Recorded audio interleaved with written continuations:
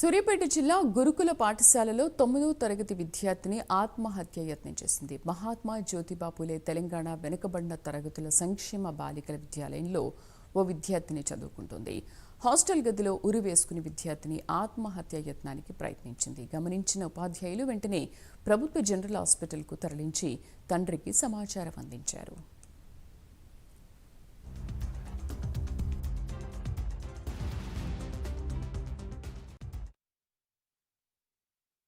Ninth class చదువుతుంది. ఆ పాపకి ఒక అక్క ఉంది, బైపీసీ సెకండ్ ఇయర్ చదువుతుంది. వాళ్ళ అమ్మ నాన్న ఇద్దరు కలిసి పాపను ఇద్దరిని తీసుకొచ్చి లోపలికి పంపించిండ్రు. 10:51 లోపలికి పంపించి బ్యాగులు లోపల పెట్టి పోయినారు. పోయిన తర్వాత పెద్ద పాపనేమో వాళ్ళ క్లాస్ టీచర్ని కలవడానికి వెళ్ళింది. చిన్న పాప వాళ్ళ క్లాస్ టీచర్ని కలవకుండానే డార్మెటరీకి వెళ్ళి అవి మరి మేము చూసింది 11:35, 40 మధ్యలో ఆ పాప హ్యాంగ్ చేసుకుంటుందని ఒక ఇద్దరు 10th క్లాస్ వాళ్ళు టీచర్లు చెప్పగానే పరిగెత్తినాం, అందరం పైకి పరిగెత్తి ఆ పాప ఇట్లా వైట్ చున్నీతోటి హ్యాంగ్ చేసుకుందండి. అది తీసి వెంటనే హాస్పిటల్కి ఆటోలో తీసుకురావటం జరిగింది.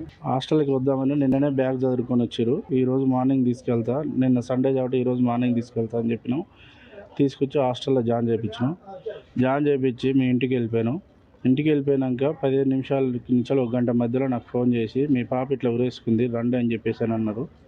ఇమీడియట్లీ నేను మా బండి వేసుకొని నేను వచ్చిన వాళ్ళు వేరే ఆటో వేసుకొని ఆ పాపని ఎక్కించుకొని ఏరియా హాస్పిటల్కి తీసుకొని వచ్చారు. ఆల్రెడీ పాపకి ఆ రోగం ఉంది ఈ రోగం ఉందని చెప్పేసి ఏదో కాయిస్తారు. ఆ రోగం ఈ రోగం ఉంటే ఈమెకి ఏమైనా హెల్త్ ప్రాబ్లం ఉంటే హెల్త్ సర్టిఫికేట్ అనేది ఒకటి హాస్పిటల్ ఇస్తారు.